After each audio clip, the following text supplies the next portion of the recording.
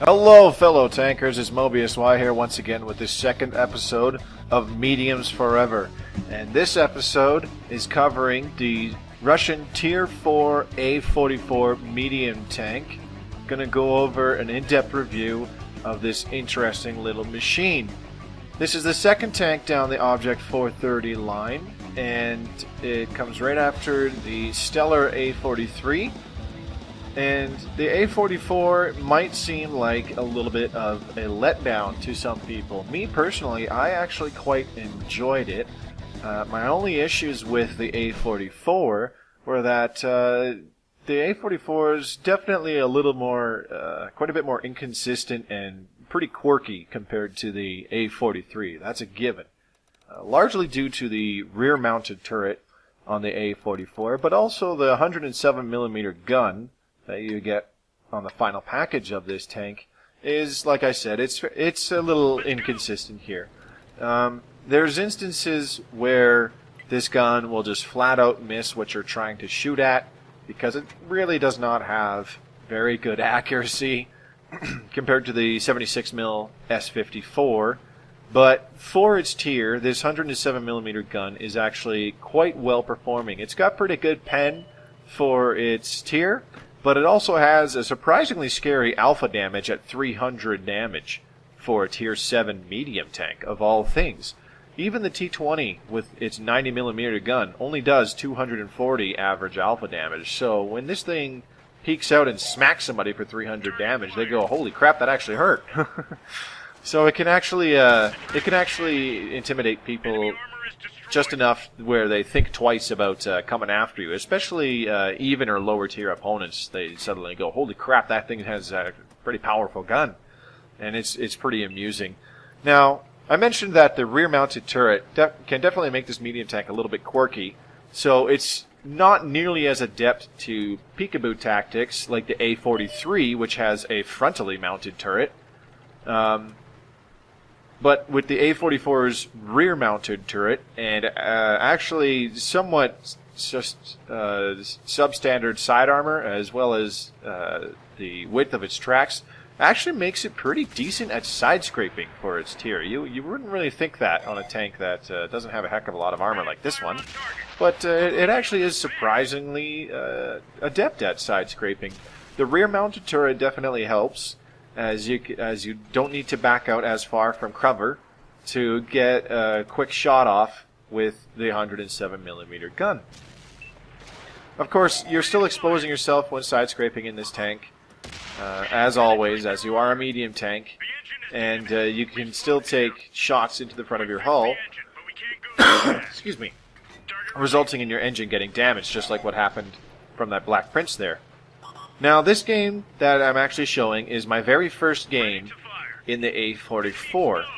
And before things carry on a little bit too much, I'm going to point out here really quickly that the equipment that I have on for this game and the equipment that I had on for my first, 8 or 10 games with the A-44, I didn't have the same equipment that I will have when we get a little bit further on in this review.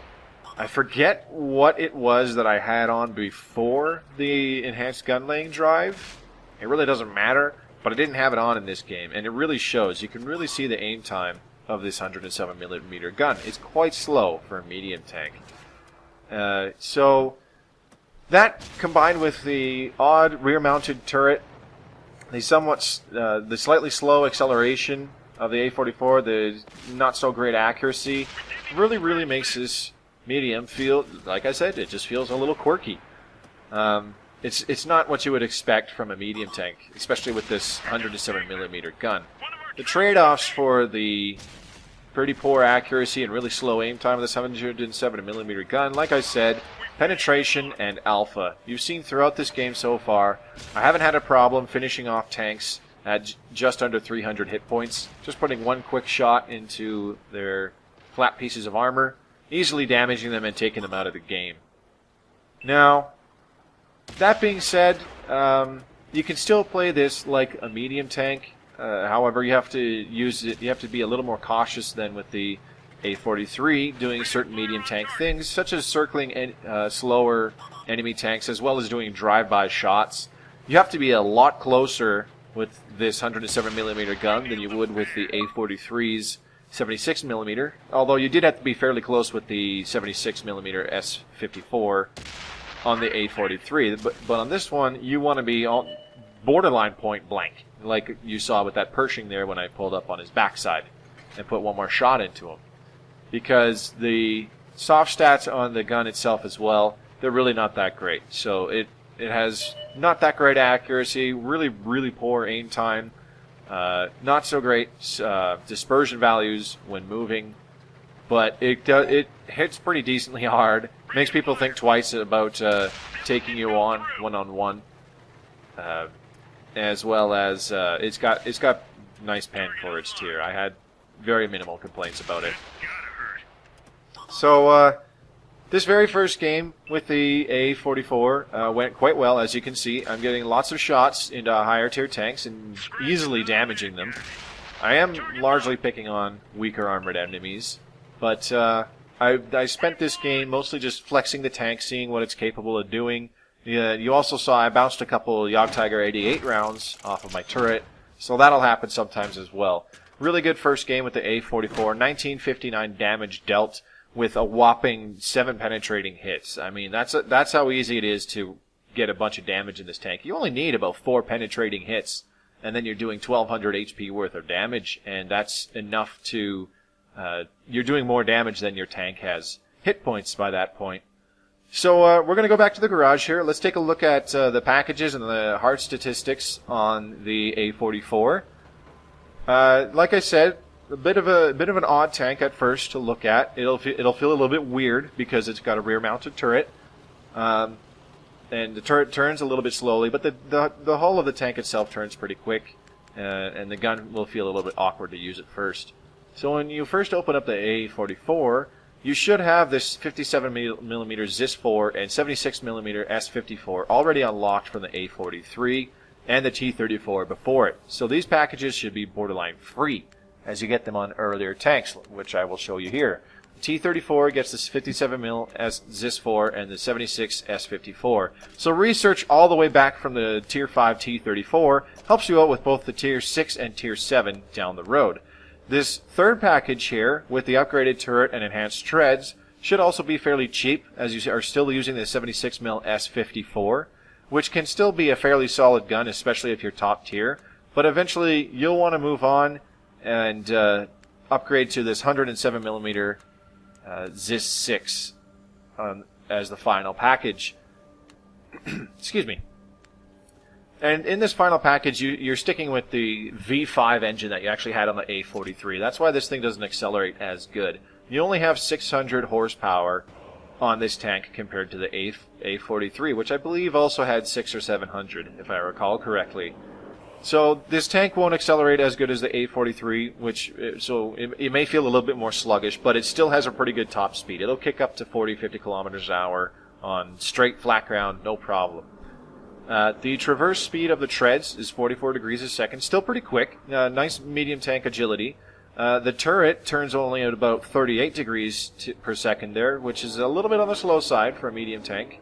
And the view range of the A-44 is actually fairly impressive for a Tier 7 at 370. Now, the 107mm ZIS-6, the actual hard stats, it only shoots 5.71 rounds per minute. Not a very great amount of DPM, however, it has 167 average penetration with average alpha of 300, as I mentioned before. 167 penetration is actually quite good. That's a little bit less than, say, a Super Pershing at Tier 8. As you can see here, though, the aim time and accuracy of the 107mm, like I said, they're not that great. Aim time of 3.4. That's the same as the IS-6's aim time, which is really slow. And the accuracy of 0.44 is really unusual for a medium tank. So you'll have to get used to the poor accuracy of the gun and missing your more long-range shots.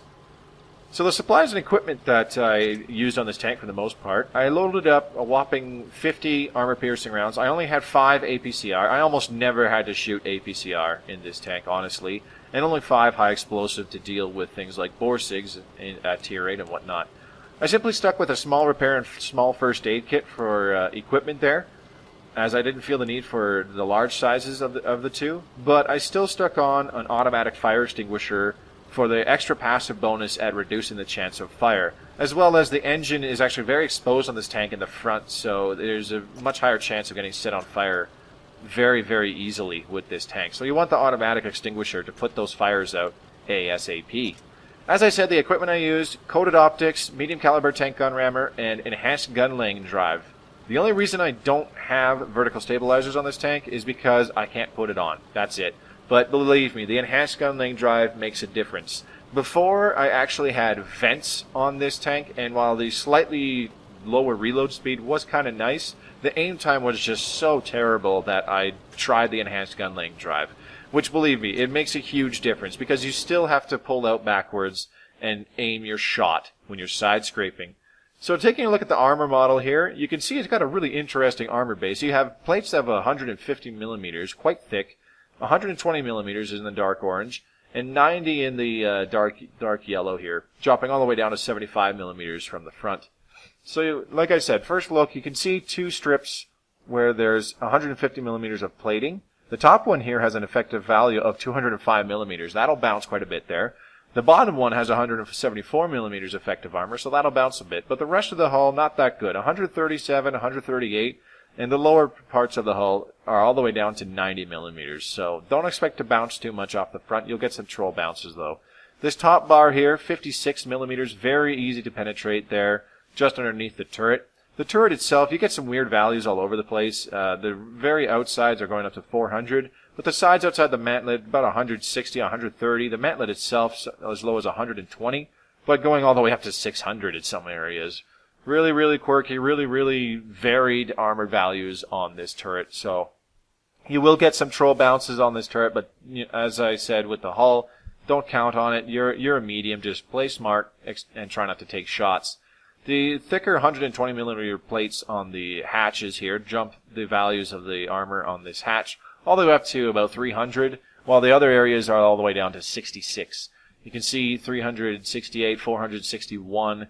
Getting some weird values on this commander's hatch as well, but generally it's a fairly easy pen, and you can count down some troll bounces, but like I said, don't rely on it.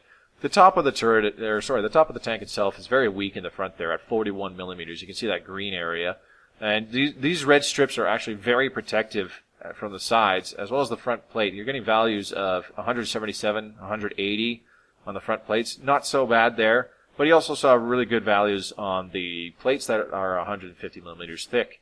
The side of the turret itself is only 90 millimeters with some sloping, so you're getting up to about 100, but generally 90. Side of the hull, only 60, going up to 80 with the spaced armor from the tracks. So not a heck of a lot of protection on the sides there, but that is actually pretty good armor for side scraping. The rear of the tank, very, very interesting here. You're getting a band of 166, 165 right above the lower plates, which are valued at about 110. The very center of the rear area is all the way down to 65, jumping up to 97 as you get lower. So fairly weak in the back there. And the back of the turret itself, still 90 millimeters thick with some sloping. You'll get some bounces off the edges there, going up to 135, but the center of it is only about 95 millimeters. And the very back of the hatch has a little spot there where it's only about 59 millimeters thick. Excuse me. So the other side of the A-44 is the same story as the right side of the hull. Same story there. Now, it sounds like the armor on the side, if you're shooting at the side, not very good, but 60 millimeters at an effective value of 80 is actually pretty good for side scraping. You saw some pretty crazy values there. Although right now I believe it is at an auto bounce angle, but if you just angle it even just a little bit, you're getting automatic ricochet zones right here. This is what you want to look like when you're side scraping at an enemy. you're not exposing pretty much any of the front of your hull, and they have almost nothing but the side of your tank to shoot at. And if you're peeking out the right side of an object, they can't shoot the top of they can't shoot your commander's hatch on the top of the turret there. So you can side scrape fairly effectively in this vehicle. It's actually quite surprising to do that. Going to the live cam here, you can see all sorts, just from the front, all sorts of green areas. Very easy to penetrate the front of this hull here, except for those really thick bands, especially if you're above the tank. It's just really easy penetrations all around. And if you angle the tank just right, though, you're getting an auto bounce zone on the side of the hull, as you can see there. Only at about 10 or 12 degrees you need to side scrape with this thing. And it doesn't require very much to side scrape off of this. As you go around the tank, again, just green zones all around. Really easy pens from all directions, especially in the sides and the rear, aside from auto bounce angles pretty much. Excuse me. Sorry, I'm a little choked up here. Anyways, taking a look at some of the soft stats here. We're going to compare the soft stats with the A-43 from the previous tank to give you an idea of how the A-44 should feel when moving from the fully upgraded A-43. So at first glance you can see that the DPM of the A-44 is significantly lower. The A-43 has 2180 DPM, the A-44 only has just under 1800, so a big difference in DPM. The penetration on the A-44 though is a lot better, and the average alpha damage is also a lot higher, with a higher chance to damage modules as well. However, the rate of fire is almost 3 times lower, and the reload time is 3 times longer as well. The shell caliber, much higher. Shell velocity, a little bit faster than the A-43's 76mm gun. Now, here's where it gets really complicated. The A-43, really good aim time, especially compared to the A-44. And the accuracy on the A-43 is actually fairly tolerable at .39, .40. And the soft stats of turret traverse and after firing with the gun are much better on the A-43. It's twice as bad on the A-44 when you're traversing the turret. The max elevation of the A-44, 10 degrees lower than the A-43, and you only have 3 degrees of maximum gun depression on the A-44. Again, much lower power to weight ratio. A-43 has almost 22 horsepower per ton. A-44 less than 16. You do have a higher top speed in this tank, and you do get some better terrain resistances to help you get to that top speed on all sorts of terrain. However, the power to weight ratio will still make this tank struggle. The turret traverse is also slower than the A-43, so that's, like I said, there's some major differences with this tank. It'll move around the battlefield a little bit better, but the gun won't perform as consistently as the A-43. So as you can see here on the gun constraints, like I said, 3 degrees of gun depression all the way around the tank, which can be really troublesome if you're brand new to this tank. And like I said, much lower DPM there. So the DPM can actually be pumped up by several hundred points with the gun rammer and vents and the Brothers in Arms skill. As you can see, it's jumping up to 2076 DPM. Which is what I was using on the tank to start with, but eventually I switched out the vents for a enhanced gun laying drive. The view range with the vents is also 425 meters just about, but I felt that the gun laying drive really helped, seeing as you only lose out at about 60 DPM, but you have a better aim time with the gun laying drive than with vents. Like I said, you do lose out about 60 points of DPM without the vents and less than 10 meters of view range that the vents would grant you. So I would say, honestly, the gun laying drive is a much better choice than going with vents on this tank. Just take my word for it. I've tried it, been there, done that. It helped the gun just perform more consistently. Excuse me. So really poor gun depression with a really bad gun handling. Like I said, that's what'll make this tank just feel overall really quirky to people who are new to using this tank. Let's compare a VK3002 Delta shooting at this tank. Not a super high pen gun. Going to the live cam here in the armor model, you can see if side scraping at only about 20 degrees, the side of the hull is very difficult to pen, and the front's going to have a much better time bouncing shots as well. But if we change it to say a Black Prince, which actually has a pretty decent pen gun, much more green areas there. Even an IS-2 will have a much easier time penetrating you, even while side-scraping. And a T-29 will just fill you up full of holes regardless. So for the most part, if you're side-scraping and whatnot, things with higher caliber guns like the T-20 with a 90mm even, tank destroyers, a lot of heavy tanks, they'll be able to just fill your tank full of holes no matter what you do.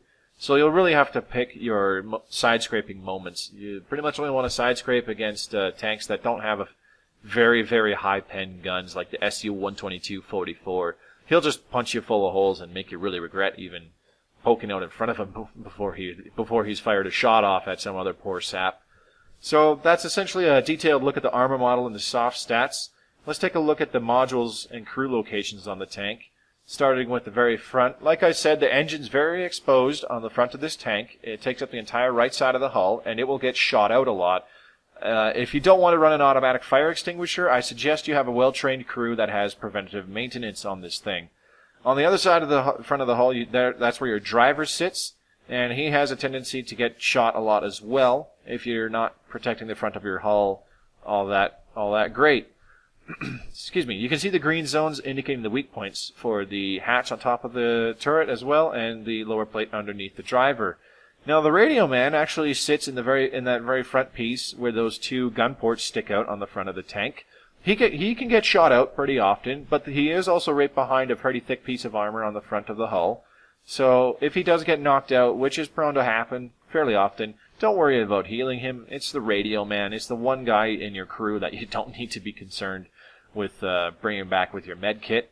And you can start to see on the left side of this turret here, your gunner sits at the front of the turret in front of the large hatch on the top of the turret. The commander sits just beneath it, and the engine block still takes up a large portion of the front of the hull. It can get shot out from the sides of the hull underneath the radio man, and basically right next to where the driver sits as well. So if you're playing peekaboo and somebody gets a shot in your front drive wheel there, not only will they track you, but there's a very good chance that they will damage or even destroy your engine with a penetrating shot. So you got to start playing much more careful, doing less peekaboo with this tank, and definitely more side scraping, just being a little bit more smart where you pick your battles and pick your shots. The very back of the tank, the hull is pretty much all fuel tank. So if you're running away from somebody and they're shooting at you, there's a good chance they'll hit your hull and either damage your fuel tank or set you on fire. Also, another weak spot in the back of the turret with a gun port facing out backwards. It's not very big and it's kind of hard to hit, so that's not a huge deal. But the whole back of the turret, for the most part, is kind of a weak point. And starting to look at the right side, you can see the ammo rack in the rear of the turret on the right-hand side there, just behind the loader. So taking shots in that side of the turret can really cripple your tank, cutting your reload time down by another 10 seconds by either ammo racking you or hurting your loader, which will really, really, really cripple you in this tank, because a near 10-second, 9-second reload speed in a medium, already somewhat debilitating, and one of the quirks to this tank, but having either your loader dead or your ammo rack damaged will just make it all the worse. And on the right side of the tank, you can see, again, engine block basically covering the entire front of the tank. And like I said, getting shots in that front drive wheel, they will likely damage your engine, as well as track you and just expose you and let you get shot up even more. So that's essentially a look at the module and crew locations on the tank. And like I said, this tank, it will feel quirky at first. 3 degrees of gun depression, a really poorly handling gun with not so great accuracy and really bad aim time. It'll just feel a weird tank, and it will simply perform much more inconsistently than the A-43. And, you can have total potato games by getting YOLO'd by an Object 704, like so, and doing absolutely no damage. Or even just get YOLO'd and face-hugged to death by an IS-6, for example, and doing very low damage in another game there. All the way to, for example, getting YOLO'd by a tortoise and just getting chased down by a tortoise and shot to crap by him, not being able to damage him in return. Just getting chased down, absolutely pinned, being unable to retaliate. And even on a victory, you can still have a fairly low damage game, only 960 damage dealt. But, so long as you keep yourself protected, don't take too much damage, you can still come out with a positive damage ratio, as well as get a moderate XP haul. You saw I still got 1,000 XP even for that game. So like I said, this tank will be a little bit more inconsistent, and it'll just feel weird at first, especially if you've never played any rear-mounted turret tanks before, and if you're used to traditional mediums with either its turret mounted in the front or in the center, and the low gun depression can throw anybody off with a whopping 3 degrees of gun depression. There's no such thing as hill fighting in the A-44. If you're fighting on a ridgeline, well, there should be a really good reason for it, because for example, it could be Westfield or it could be Wide Park even, with a large central ridgeline in what winds up being the heart of the battle for the most part. So the second game I'm going to show you here on South Coast, I'm actually solo. Playing on the Xbox One. This game winds up not being too bad. I'm actually able to pull my weight here in a solo game. I don't always platoon up. Sometimes my friends just aren't available, and I say screw it, I'll play alone. Anyways, that being said, I decided I'm going to try something a little bit different this game. I'm going to go down to the middle, following this VK2801 friendly Tier 6 German scout tank. I am middle tier in this game, but I know that my gun has enough punch and damage where if I shoot at if I shoot at the weak points, the appropriate weak points of some Tier 8s or just weakly armored Tier 8 tanks, I can pull a lot of XP this game. So seeing a Panther II just sliding up the hill there, I don't wait until I'm fully aimed in because I want to get my shot off, and I put a nice damaging hit into his side. Now, not only my shot, but another friendly shot eventually erased half of his health. All he's done is take 2 hits. So you can see what I mean there by the decent alpha of this gun, this surprisingly high alpha of this gun actually scaring away opponents. Unfortunately for that, failed platooned T28 that was there. He exposed himself, I put a shot into him, ammo racked him for all his health, and took him out of the game nice and quickly. And failed platooning is another rant for another day, which I'm sure I'll cover at some point. Friendly scout tank pulls way too far forward, and the VK3002M smacks him, so I draw the VK30's attention to me, starting to pseudo side scrape on this little piece of cliff here, taking him out in a quick 2 or 3 shots into the side of his hull, taking another tank out of the game. So seeing this Lerva, his turret's turned. I put a nice shot into the side of his turret there, knowing that the side of the turret is actually quite weak, and my 170 millimeters of penetration will easily damage him. He starts trying to pull away, and in an attempt to get a shot into his drive wheel and in the side of his hull for more damage, as I said, the gun did really let me down there. It is kind of my own fault for not fully aiming in, so this time I take no chances. I spent more time to aim in and put a shot into the side of his hull to finish him off. And that's when Science Zero and T-34-3 decided to come over and just ruin my day. And he will wind up finishing me off this game, but not before I get a couple damaging hits on him. I know I can't back up too far because the T-34-3's platoon mate, or sorry, I guess they're not platoon, my mistake. The Jagdtiger 88 on my right side would have easy side shots on me if I back up too far. So, unfortunately, the T-34-3 dipped down just as I pulled the trigger, and my gun depression severely failed me there. And once again, I pulled the trigger too soon before checking my shots, and realizing that I was going to wind up shooting the side of a dead tank, and not actually hurting the T-34-3. So, by missing those 2 crucial shots, he winds up killing me without me being able to take him out of the game in return. My own fault on those shots, and initially I wasn't too happy about them, but you know what? I'll put it simply, shit happens. Whatever, you deal with it and move on. I didn't let it bother me too much, as I knew I had quite a few damaging hits this game, and I was able to just put out my damage and try and help the team as best as I could with that game there.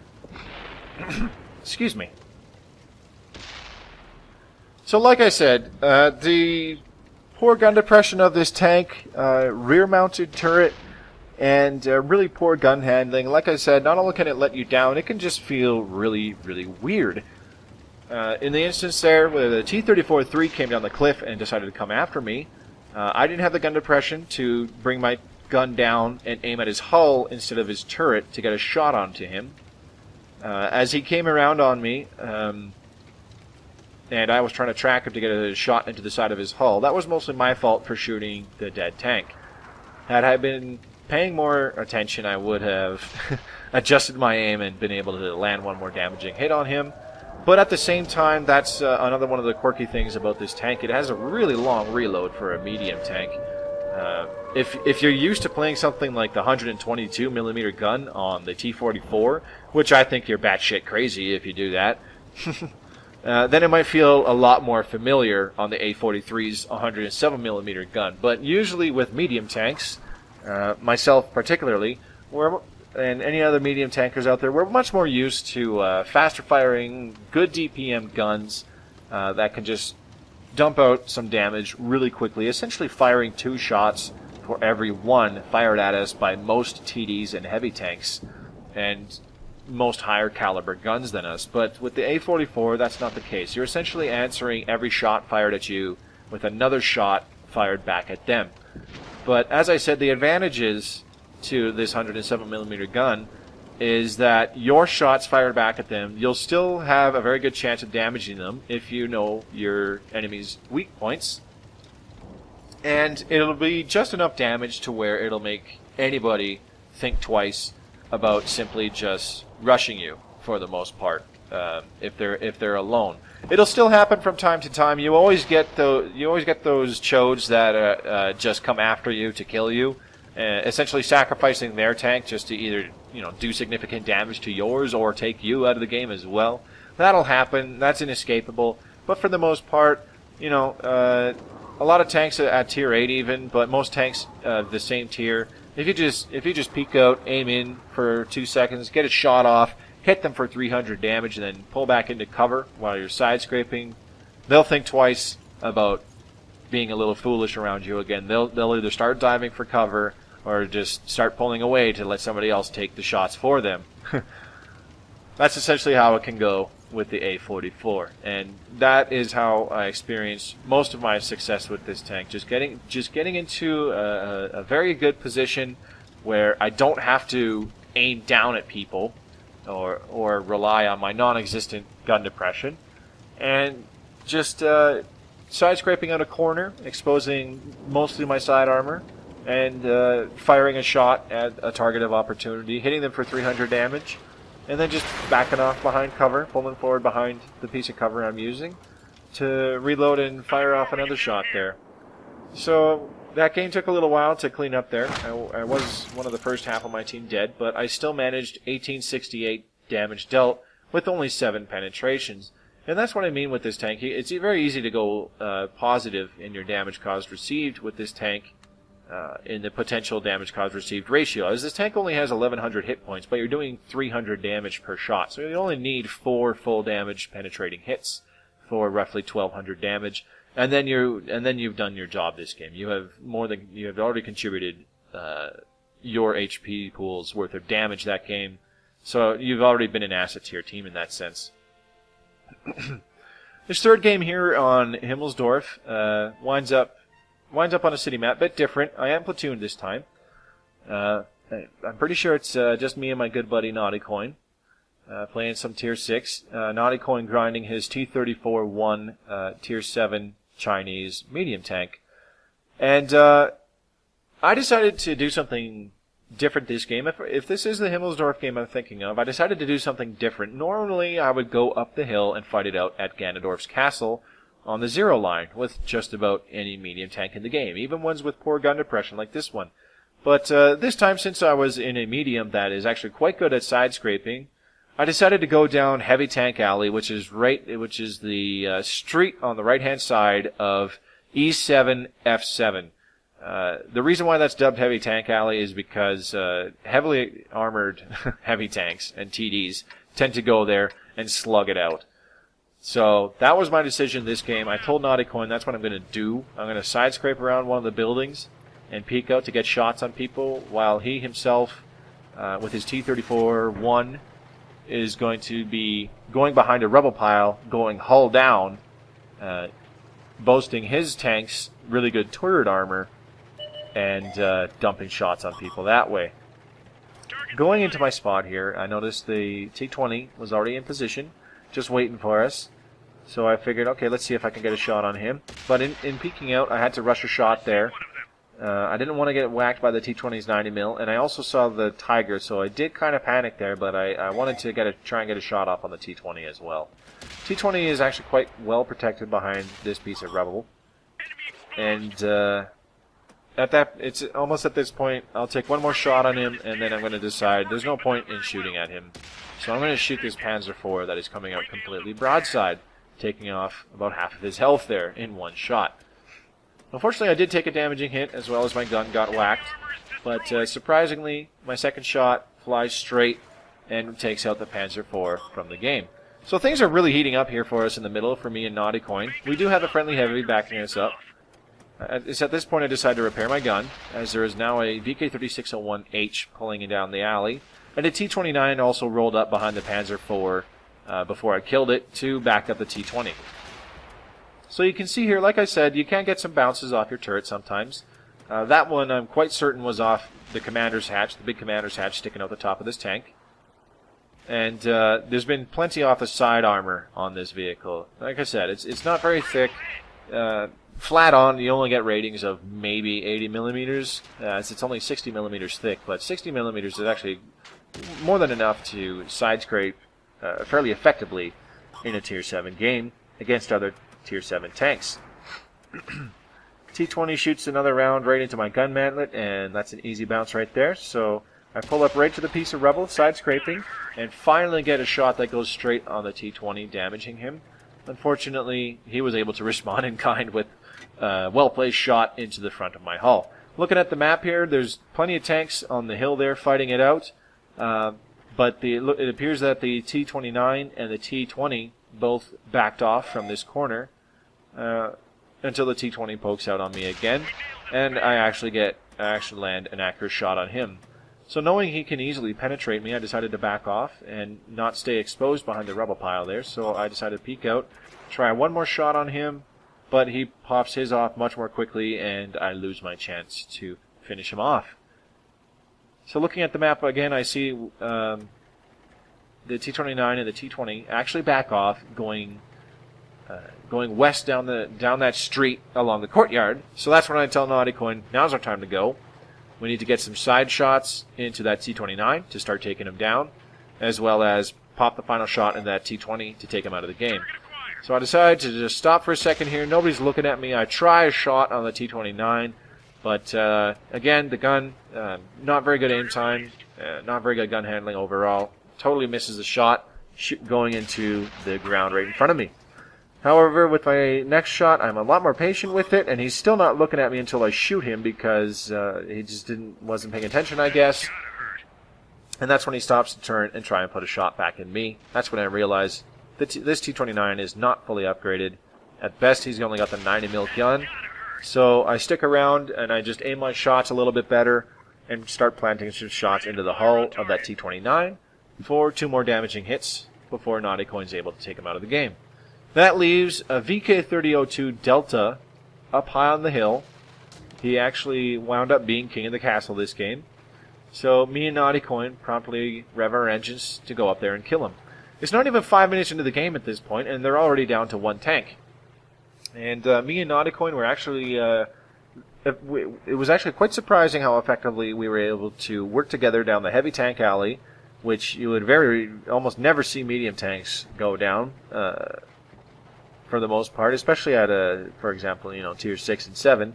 But we decided to try something different for once, and it actually wound up paying off for us in the end, partially due to the T-29 not being fully upgraded, as well as a VK3601 not being fully aware of what's going on, just pulling out in front of us for damaging hits on him, and a Tiger that also wound up not being very helpful for the T-20 and the T-29.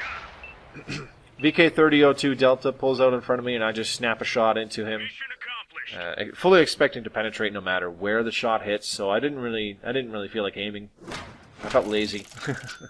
and just popped one shot into him to finish him off, racking out 2,261 total damage dealt this game. Really, really nice game with the A-44, doing double the damage that my tank has in hit points. So that is a heck of a game to contribute in. Good XP haul, 1880 XP gained from that game. Not bad at all. Really, really cruising along with this grind on the A-44. I will say that despite its quirks and its inconsistencies, the A-44 was still an enjoyable tank to grind. It only took me about 60 some odd games, about 65, not even 70.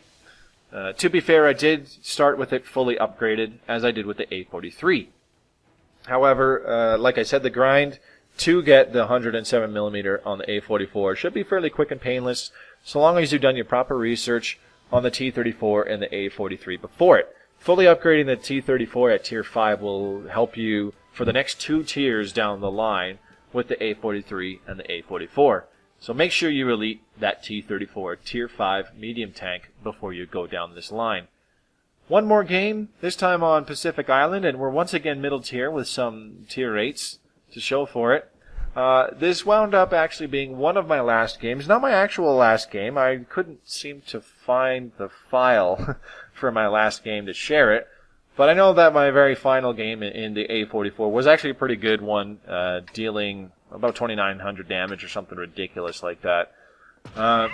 This game, I'm in a much bigger platoon. There is 5 of us. I'm with my friends Lele, Joe the Frogman, Naughty Coin again as well.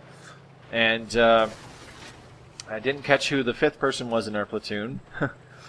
But we're all playing some Tier 7. I believe it is Goose the Noose in a T-29 as our 5th. Joe the Frogman and Lele both in Tier 6 light tanks, if I remember correctly. I think they are both in MT-25s. And me and Naughty Coin in Tier 7 medium tanks. Naughty Coin still playing his T-34-1, I believe. Chinese Tier 7. So this game I went to where the battle usually takes place, especially on Assault for this map. I tend to go here quite often, and pulling up here, a very fast Panther II got right in front of us very early. So that's when I decided I'm going to stay on this rock and I'm going to side scrape like a boss, because I felt like it. This Panther II can easily wreck us though, and unfortunately for me, like I said, his first shot went right into the drive wheel of my tank, not only taking out my tracks, but also damaging my engine. And it was enough to both destroy the tracks and damage the engine and set me on fire. But thankfully, with the automatic fire extinguisher, the fire was put out quickly before it did too much damage to me. And I was able to use my small repair kit to fix my engine. So getting a little bit cocky here, I suppose you could say, peeking out in front of 3 guns aiming back at me. VK-3002D got a shot into my side, but I'm able to get 2 more damaging shots in on him. And just angling my tank correctly at the 2 tanks that are actually shooting at me, I was able to bounce a couple shots there, as well as help finish off the VK-3002 Delta, tracking him, preventing him from escaping, and allowing my platoon mates to finish him off. Pulling forward, we see a Tiger II way on the other side of the map. A Tiger. On the other side of the map, we decide just to leave him for now, as we have a T-95E2 to deal with first. Unfortunately for me, I got shot yet again in the track by a Black Prince that was way in the back. So knowing that the T-95E2 rolled forward and he's trying to escape, I decided I'm going to ignore the Black Prince. I'm going to chase the T-95 down because he just doesn't seem to be really paying attention or really caring as to what's going on right now. So I wanted to chase him down and get some easy damage in.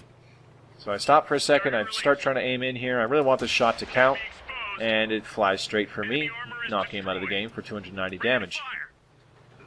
It's at that moment I spot a Tier 5 heavy tank on the other side of the map as well. So knowing he's there, it looks like a lot of their team is still on the other side of the map, so I decide I'm going to turn back around and help push with this AMX M445 Tier 7 French heavy tank. We know that there's a Black Prince over here on this side of the map with us. We don't know what else is there, so I decide I'm just going to play it a little bit cautiously. I'll let somebody else take the lead in front of me, possibly spotting other tanks backing up the Black Prince. But upon seeing next to nothing, as well as an easy way to get closer to the Black Prince without getting in his line of sight and being spotted, I pull up to this first rock here, start side scraping around it. First shot is an auto lock. I wait several seconds to fully aim in, and an easy shot into the Black Prince what ends up damaging him for 322 damage. So that's when he starts pulling away, as well as trying to get a couple shots on me. Bounces one off my turret. My shot flies exactly where I needed to. Bit of a low roll on damage, but still landing exactly where I needed it to go. At this point, the Black Prince is just getting totally foobarred, with two of my platoon mates coming up pretty much behind him, and the friendly AMX M445 right in front of him, also dumping shots into him. So he gets taken out pretty quickly. So a quick examination of the map shows that pretty much the rest of their team is on the other side of the map. So it's time for me to haul ass and put the speed of the A-44 to good use here. Joe the Frogman still on the other side of the map, lighting up targets for us and spotting the opponents for us. Really dishing out some damage with his MT-25. Unfortunately, Lele did get taken out long before we even were able to get to that side of the map to support him. I would like to note I was incorrect. Lele is in a VK-2801 Delta, so my apologies for that. Oh, and by the way, this plane is actually indestructible. Yeah, I just found that out the hard way. Anyways, I know that the higher tier tank on their team that's left is this Super Pershing, so I decide I'm going to want to target him first and try and take him out of the game first. As right now he has the largest health pool. Seeing that the IS next to him is a one-shot, I figure if I whip around that corner and get a shot in the back of that IS, I can take him out, and then that Super Pershing will have lost his support, allowing myself and several others to double team him. Unfortunately for me, my plan got completely interrupted by the fact that there were two T-29s right here that I had no idea about.